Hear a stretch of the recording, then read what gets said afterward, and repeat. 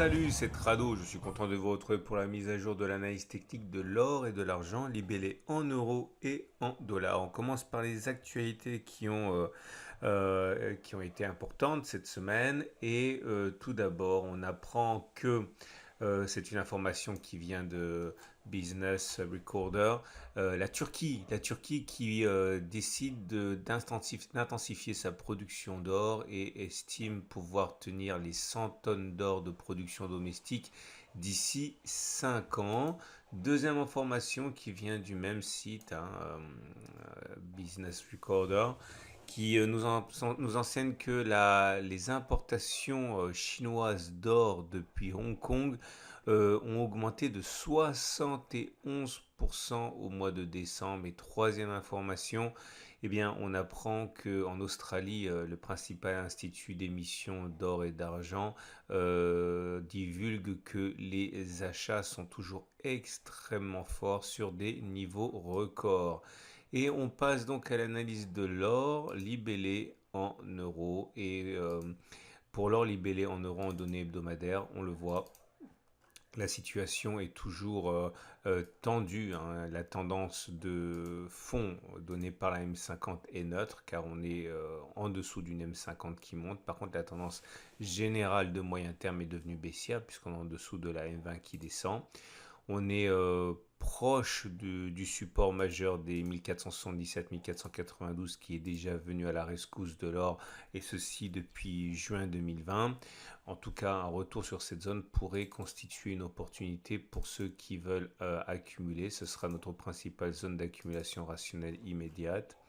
Sur les données journalières, c'est la même chose. On arrive au même constat, hein. La tendance est baissière.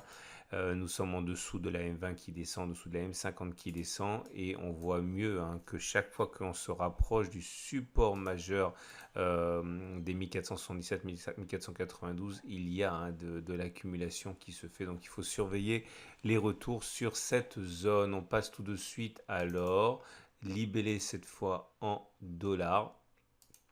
Et l'or en dollars est plus vaillant car nous sommes toujours au-dessus de la M50 qui monte, donc la tendance de fond elle est haussière à moyen terme.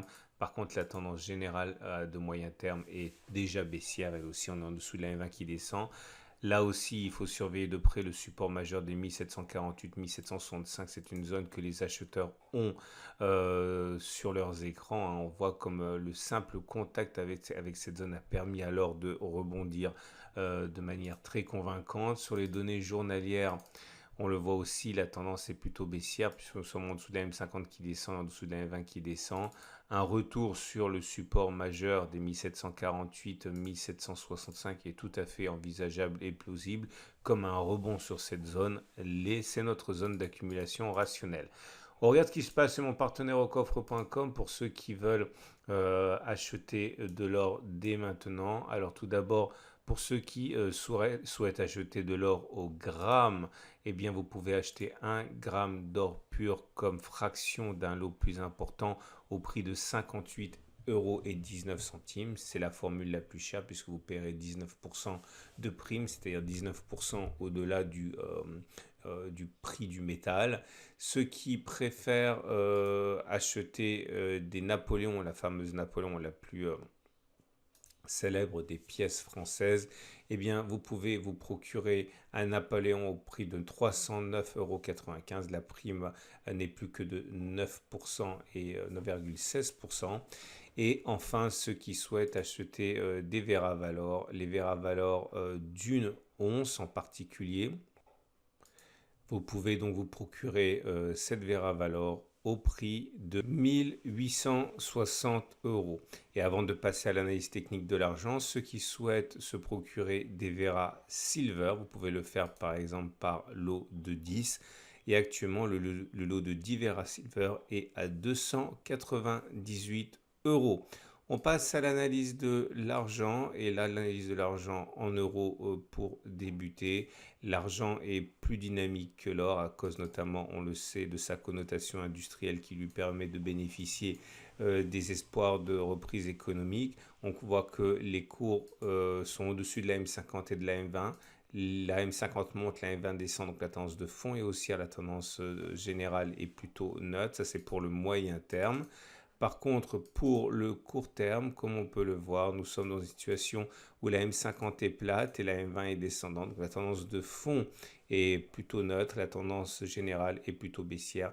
Le support précaire 18,6, 18,8 pourrait tout à fait être encore sollicité. C'est la zone d'accumulation rationnelle des 16, 8, 17, 9 qui pourrait intéresser ceux qui veulent accumuler. On termine avec l'argent, mais cette fois-ci libellé en dollars avec le même constat. C'est plus dynamique que pour l'argent libellé en euros. La M50 monte, on est au-dessus, donc la tendance de fond est haussière. Par contre, on est en dessous de la M20 qui descend, donc la tendance générale est baissière.